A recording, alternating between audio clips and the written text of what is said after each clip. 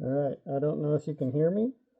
Just playing it safe, making sure I don't get stuff in my eyes too much and not breathing anything weird. We're on the camper.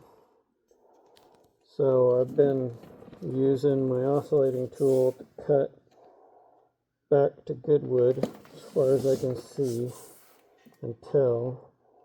This all seems pretty solid. I just got to here. I haven't continued. That's going to be cut back quite a ways. I don't know what I'll do about the underside of the linoleum. Spray it or cut it out. This stuff mostly seems good. That'll need to be sprayed for mold and mildew. It's just that one little section and it's still hard. So that's good. Back here is worse than I'd like. So I'm going to have to keep cutting back. Sorry. Keep cutting back and then cut back a little ways. I can't, it looks worse on the camera.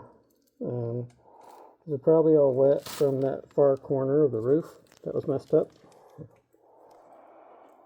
No way to tell.